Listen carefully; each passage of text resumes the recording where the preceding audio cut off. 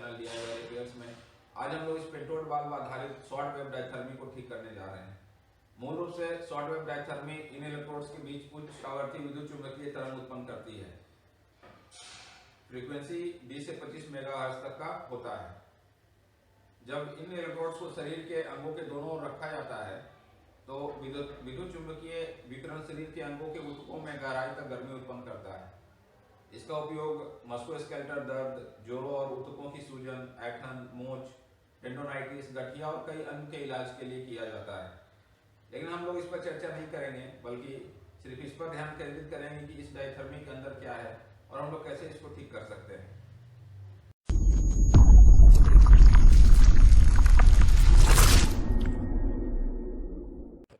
यह rotary switch है जिसका उपयोग आउटपुट पावर का चयन करने के लिए किया जाता है।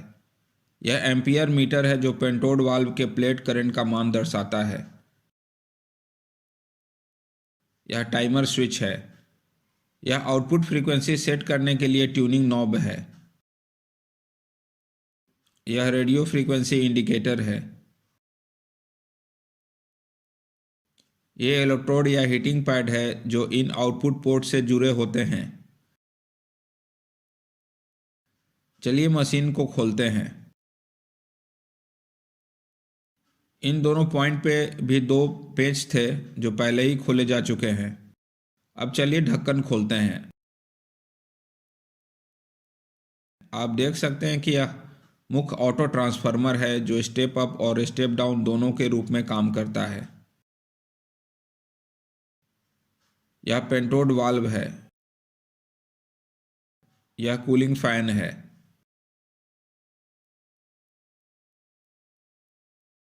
यह क्रमशः कैपेसिटर और वेरिएबल कैपेसिटर से जुड़ी प्राइमरी और सेकेंडरी कॉइल है।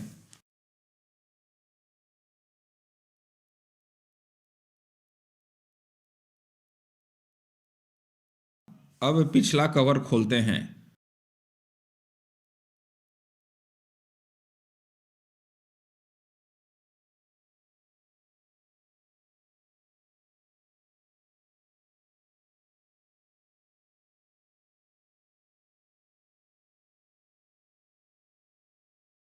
इन 4 कैपेसिटर वाला यह सर्किट एक वोल्टेज डबलर सर्किट है। यह सर्किट एक ब्रिज रेक्टिफायर है। घटकों की जांच करने से पहले आइए हम शॉर्ट वेव डायथर्मी के सर्किट डायग्राम को देख लेते हैं।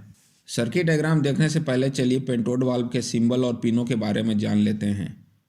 इस मशीन में 813 नंबर का पेंटोड वाल्व लगा हुआ है। इसमें 7 पिन बेस में तथा प्लेट पिन ऊपर में होता है। बेस के सातों पिनों में पिन नंबर 2 और 6 का उपयोग नहीं होता है। जो 2 सबसे मोटा पिन है वह फिलामेंट का पिन है। बेस को उल्टा करके फिलामेंट के एक मोटा पिन से शुरू करते हुए घड़ी की चलने की दिशा में पिनों की नंबरिंग करते हैं। आप पिक्चर में देख सकते हैं। Pin number 3 screen grid pin है। Pin number 4 control grid pin है। Pin number 5 suppressor grid pin है। पिन 7 और 1 फिलामेंट पिन है। चूँकि इस शॉर्ट वेव डायथर्मी मशीन में pentode valve self excited oscillator mode में उपयोग किया हुआ है, तो चलिए इसके कुछ महत्वपूर्ण बिंदु को जान लेते हैं। पेंटोड वाल्व में जो फिलामेंट लगा है वह थोरिएटेड टंगस्टन का बना है और यह AC या DC 10 वोल्ट 5 एम्पियर पे काम करता है। ऑसिलेटर मोड में पेंटोड वाल्व का प्लेट वोल्टेज 2000 वोल्ट DC होना चाहिए। सप्रेसर ग्रिड नेगेटिव या ग्राउंड से जुड़ा होना चाहिए। स्क्रीन ग्रिड को 150 से 400 वोल्ट DC दिया जा सकता है। प्लेट करंट 180 मिली एम्पियर तथा कंट्रोल ग्रिड करंट 10 से 15 मिली एम्पियर होना चाहिए। चलिए अब मेन सर्किट डायग्राम देख लेते हैं। यह सर्किट डायग्राम का पहला हिस्सा है। यह मेन स्विच है। इसको ऑन करने पर कूलिंग फैन चलने लगेगा। अगर कूलिंग फैन नहीं चल रहा है तो कूलिंग फैन और उसके कनेक्शन की जांच कर लें। यह टाइमर स्विच है। मेन स्विच के साथ साथ इस टाइमर स्विच को ऑन करने पर ही मशीन चलेगा। टाइमर स्विच ऑन होने पर ही इस step up step down transformer को सप्लाई मिलेगी और तभी बाकी का सर्किट काम करेगा। आइए अब इस सर्किट का सेकंड पार्ट देख लेते हैं। आप देख सकते हैं कि ट्रांसफार्मर से आने वाले 1000 वोल्ट AC को इस वोल्टेज डबलर सर्किट की मदद से करीब 2000 वोल्ट DC बनाया गया है। 2000 वोल्ट DC का पॉजिटिव इन दोनों कॉइल से होते हुए पेंटोड वाल्व के प्लेट पर गया है। इसका नेगेटिव इस मिली एम्पियर मीटर से जुड़ा हुआ है। एम्पियर मीटर का दूसरा हिस्सा ग्राउंडेड है। ट्रांसफार्मर से 10 वोल्ट का एसी सप्लाई इस पेंटोड वाल्व के फिलामेंट पर गया है। इस रोटरी स्विच और इस ब्रिज रेक्टिफायर की मदद से पेंटोड वाल्व के स्क्रीन ग्रिड को 150 से 350 वोल्ट डीसी के बीच दिया जाता है। स्क्रीन ग्रिड के वोल्टेज को घटा बढ़ाकर आउटपुट पावर को कंट्रोल किया जाता है। पेंटोड वाल्व के कंट्रोल ग्रिड को इस 585 nanofarad capacitor, 12 micro Henry coil तथा 10 किलो ओम रेजिस्टेंस के नेटवर्क के माध्यम से इस मेन कॉइल से जोड़ा गया है। मेन कॉइल के पैरेलल में यह 3.72 पिको फैराड का कैपेसिटर लगा हुआ है। यह कैपेसिटर, कॉइल और यह pentode valve Hartley LC oscillator circuit बनाते हैं। यह हार्टले ऑसिलेटर मेगाहर्ट्ज में फ्रीक्वेंसी उत्पन्न करता है।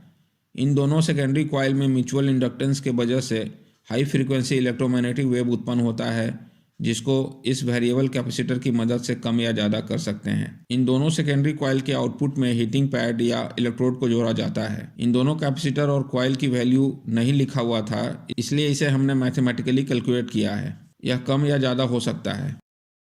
अब चलिए एक एक करके मशीन की सभी सेक्शन की जांच करते हैं। मशीन को चालू करने से पहले पेंटोड वाल्व निकाल लें। एक बात याद रखें कि जब मशीन चालू हो तो मशीन के किसी भी हिस्से को नंगे हाथों से न छुएं। यह घातक हो सकता है।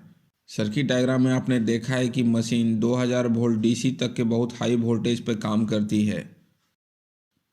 ये दो मोटे छेद पेंटोड वाल्व के फिलामेंट के लिए हैं। आइए इसके अक्रॉस एसी वोल्टेज की जांच करें। पहले पावर कॉर्ड को मशीन से कनेक्ट करें, फिर मल्टीमीटर सेलेक्टर स्विच को एसी रेंज पर सेट करें और इसके लीड को मोटे छेद में डाल दें। अब मशीन को चालू करें और मेन स्विच ऑन करें। आप कूलिंग फैन की आवाज़ सुन सकते हैं। इसका मतलब है कि कूलिंग फैन काम कर रहा है। अब टाइमर स्विच को ऑन करें। आप देख सकते हैं कि मल्टीमीटर 10 वोल्ट दिखा रहा है।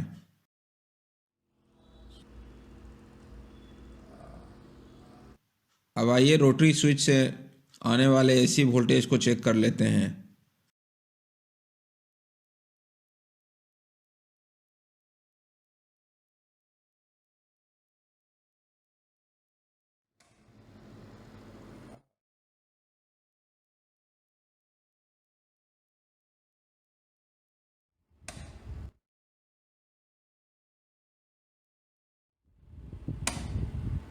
आप देख सकते हैं कि 100 से 320 वोल्टेज के बीच आ रहा है।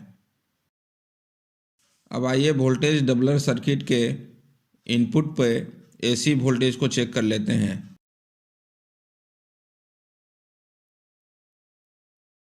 आप देख सकते हैं कि करीब 1000 वोल्ट मिल रहा है। अब हम लोग यह कह सकते हैं कि step up step down transformer ठीक है। चूँकि हमारा मल्टीमीटर वोल्टेज डबलर के आउटपुट पर 2000 वोल्ट डीसी को नहीं नाप सकता है, इसलिए हम लोग वोल्टेज डबलर सर्किट के सभी डायोड और कैपेसिटर को मल्टीमीटर से चेक कर लेंगे। अगर सभी कंपोनेंट ठीक होंगे तो वोल्टेज डबलर सर्किट के आउटपुट पर 2000 वोल्ट डीसी मिलना तय है।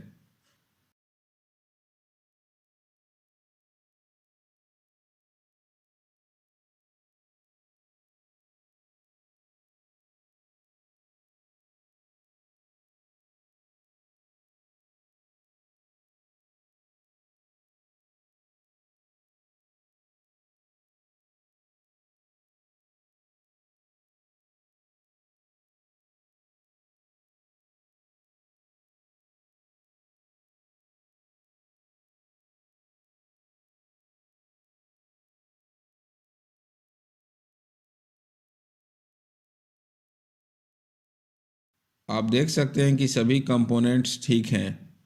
इसी तरह से हम लोग ब्रिज रेक्टिफायर को भी चेक कर लेंगे।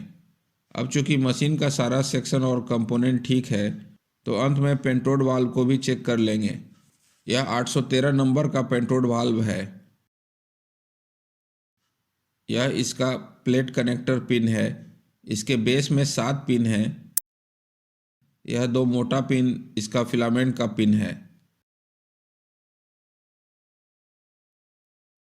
आसानी के लिए चलिए इसके पिन को पहला फिलामेंट पिन से शुरू करते हुए घड़ी के चलने की दिशा में मार्क कर लेते हैं।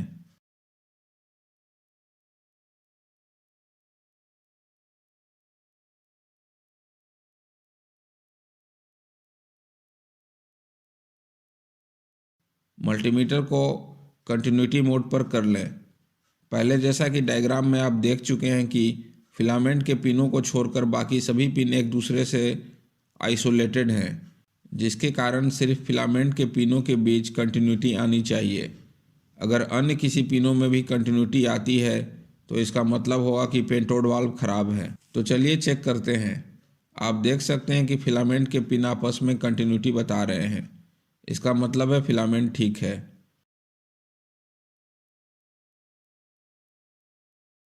आप देख सकते हैं कि पिन नंबर 4 या कंट्रोल ग्रिड पिन भी फिलामेंट पिन के साथ कंटिन्यूटी बता रहा है। उसी तरह से स्क्रीन ग्रिड पिन भी कंटिन्यूटी दिखा रहा है। इसका मतलब है कि कंट्रोल ग्रिड और स्क्रीन ग्रिड पिन आपस में शॉर्ट हैं, या यूं कहें कि पेंटोड वाल्व खराब है। पेंटोड वाल्व के खराब होने की वजह से ही मशीन काम नहीं कर रहा था। पेंटोड वाल्व को बदलकर हम लोग मशीन को ठीक कर सकते हैं।